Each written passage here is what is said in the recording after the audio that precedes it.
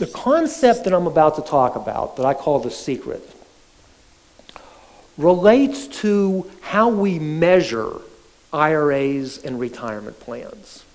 All right? The way most people measure money is total dollars. Whoever has the most money wins.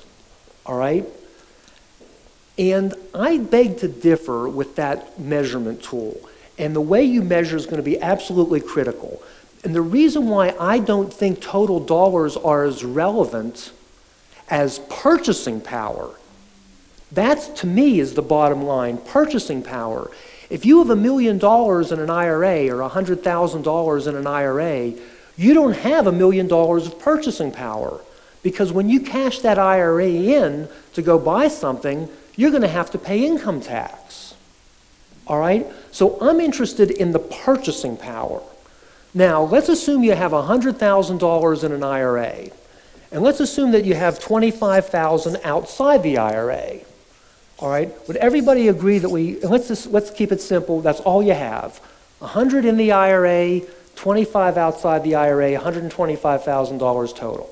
Everybody agrees so far, right? All right. Now, if you wanted to go buy something, all right, you saw something on sale, you wanted to go buy a house or a boat or a car, or you wanted to buy something, and it cost $100,000, all right? What would you have to do to get $100,000? Well, you'd have to cash in your IRA. Let's, for simplicity's sake, just assume a 25% tax bracket. So now we're going to have to pay tax on $100,000. The tax on that's going to be $25,000, okay? So we're going to have to subtract $25,000. That's the money that we had outside the retirement plan.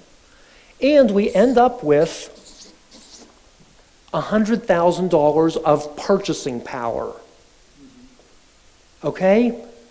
Before I go on, I really want everybody to get this concept.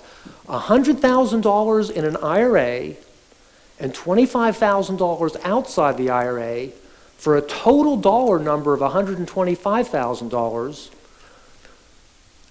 only has the purchasing power of $100,000 because you have to pay the tax on the IRA. Is everybody with me on that one? All right, good. That way you'll all be prepared for the quiz. Okay, students' revenge. No, I'm just kidding. All right, now, what if we do a Roth IRA conversion? What are we going to have to do? Well, we're going to tell whoever holds our IRA, whether you're investing it yourself or if you have a professional investor or Vanguard or TI-CREF or wherever it might be, you tell, and assuming that you're allowed to make that conversion because you qualify, you fill out the appropriate paperwork, or you have the appropriate financial professional fill out the appropriate paperwork to make a Roth IRA conversion. And then that organization is going to send you a 1099 at the end of the year, and they're going to say you have to pay income tax on the $100,000 because you made a $100,000 conversion. All right, so what are you going to have afterwards? You're going to have $100,000 in a Roth IRA. You're going to get this 1099. You're going to have to pay tax on an additional $100,000, which is going to cost you an additional $25,000. But you do have the $25,000, in my example, from outside the IRA. So we're going to pay the tax on that. So we only have $100,000 total, which is less than Mr. Status Quo. Mr. Status Quo has $125,000 total, but you who just made the Roth IRA conversion, your total is only $100,000. But let's say that you want to go out and buy something.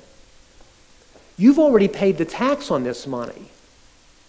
So you don't have to pay the tax again. So your purchasing power at this point is $100,000.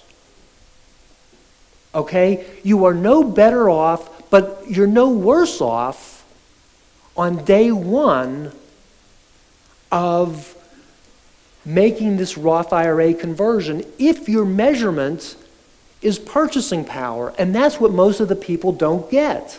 And there's all types of flawed analysis out there. And the reason that it's flawed is because they use the wrong measurement tool. They don't use purchasing power. If you use purchasing power, then your analysis is going to be correct.